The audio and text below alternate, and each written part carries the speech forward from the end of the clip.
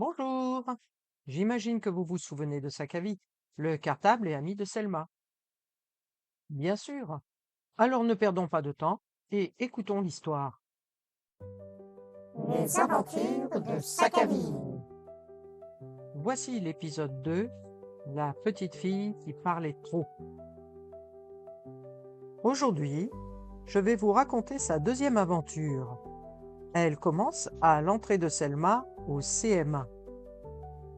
Vous savez toutes et tous que la rentrée des classes, c'est un jour très spécial. Les enfants y retrouvent leurs camarades, leurs amis. Tous les élèves sont beaux et belles, vêtements neufs, cheveux coiffés avec du gel, cartable propre. Ah ça, Sakavi, qui aimait garder des secrets dans ses poches, n'a pas été très content. Et il a eu droit à 2 lavages, l'un par le père de Selma, l'autre par la mère. Vous pouvez m'en croire, il ne lui restait plus un grain de sable, plus un bouton de coquelicot, plus un caillou brillant, ni de bout de lavande qui sentait si bon. Vide, propre comme disent les adultes. Mais Sakavi, lui, se sentait nu. Il ne pourrait plus offrir un peu de consolation quand Selma en aurait besoin. Enfin, presque plus. Il lui restait, dans sa poche secrète, la photo du dessin qu'elle avait offert à ses grands-parents. Papy et mamie devant le grand 4x4 bleu pailleté, avec Selma qui leur tient la main devant les beaux sommets alpins. Et aussi...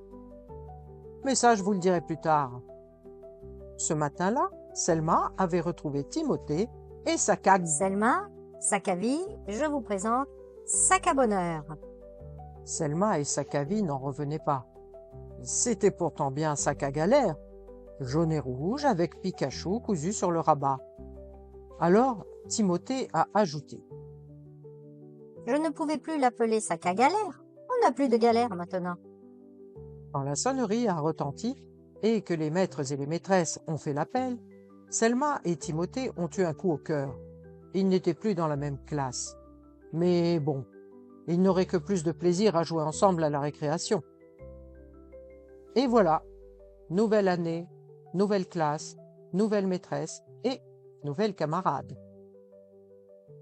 En effet, une petite fille rieuse s'était assise à sa table. Elle était mignonne, cette fille. Cheveux au carré, bruns, des yeux rieurs, un petit nez retroussé et un corps si fin sous son t-shirt trop grand qu'on aurait dit une crevette. Une crevette en jean. Salut, moi c'est Claire, mais tu peux m'appeler Crevette. Mes amis m'appellent comme ça. Et toi, comment tu t'appelles? Il est beau ton cartable. Tu as quel âge? Moi, j'ai 8 ans. Thelma était déroutée. Tant d'informations et de questions en si peu de temps, elle ne savait quoi répondre. Mais la petite a ajouté sans attendre de réponse. J'ai sauté une classe parce que je m'ennuyais l'an dernier.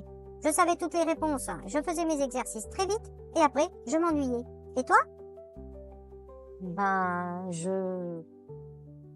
Mais à ce moment-là, la maîtresse a demandé le silence pour commencer les cours. Elle a donné un cahier et un stylo à chacun et a demandé d'écrire son portrait, de décrire ce qu'on aimait faire, voir, écouter. Alors, Selma a commencé à écrire. Elle a raconté son voyage avec ses grands-parents, son séjour à la mer avec sa maman. Elle a raconté la mer et la montagne, les fleurs, les étoiles de mer et les parfums. C'était à peine à la moitié de ce qu'elle voulait écrire que Crevette avait déjà rempli 2 pages, dans une écriture assez lisible, il faut l'admettre. Contente d'avoir fini son texte, Claire Crevette s'est remise à parler à Selma. Alors, t'as fait quoi pendant les vacances? Selma, qui voulait finir d'écrire sans être gênée, a déchiré la page de son cahier sans un mot et l'a tendue à Claire. T'as qu'à lire, tu sauras tout. A-t-elle chuchoté gentiment. Et elle a continué d'écrire sur la page suivante de son cahier. Selma pensait pouvoir être tranquille pour continuer, mais Claire s'est mise à lire, à haute voix. Enfin, à haute voix. Ce n'était pas si fort que ça, mais ça suffisait pour empêcher ses voisins de se concentrer. Alors, Selma, comme à son habitude, a plongé la main dans son cartable pour caresser un peu son caillou brillant. Mais il n'était plus là. Sa cavie était désolée pour elle. Il savait que sans son aide, elle ne pourrait pas finir d'écrire. Alors, il s'est gonflé d'air, s'est contorsionné pour dégager le deuxième secret de sa poche secrète. La main de Selma s'est posée sur un petit carnet qu'elle a sorti en souriant. Au passage, elle a posé une gentille caresse sur son sac en le refermant. C'était le carnet secret que mamie lui avait donné. C'est parfait, mon petit cartable. Tu sais toujours ce qu'il me faut. A-t-elle chuchoté. Discrètement, elle a présenté son carnet à Claire et lui a murmuré. Si tu me laisses travailler sans parler, je te passe mon carnet de code secret. C'est ma grand-mère qui m'écrit des messages codés pour m'aider quand je ne me sens pas bien. Tu n'as qu'à décoder un ou deux messages. Mais je fais comment pour décoder? Eh ben cherche. Tu es intelligente, non? T'as sauté une classe. Claire ne s'est pas fait prier. Le jeu l'a tout de suite passionnée. Et on ne l'a plus entendue jusqu'à la récréation. Plus tard, dans la cour, elle était fière de transmettre les messages à Selma en montrant ce qu'elle avait gribouillé sur son cahier de brouillon. Le premier message, c'est « Je t'aime, ma puce ». Le deuxième, c'est « Travaille bien ».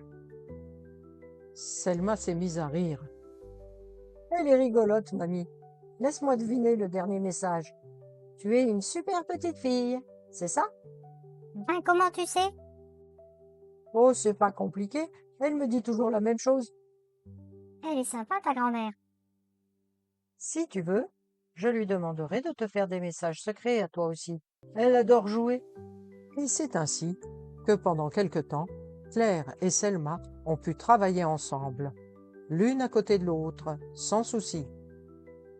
L'une pouvait travailler tandis que l'autre ne s'ennuyait plus. Et dans la cour de récré, c'était la fête entre Selma, Claire et Timothée. Si cet épisode vous a plu, malgré ses petits défauts techniques dus à mon manque de pratique, encouragez Sakavi à revenir la semaine prochaine en cliquant sur le pouce bleu et en écrivant un commentaire. À bientôt!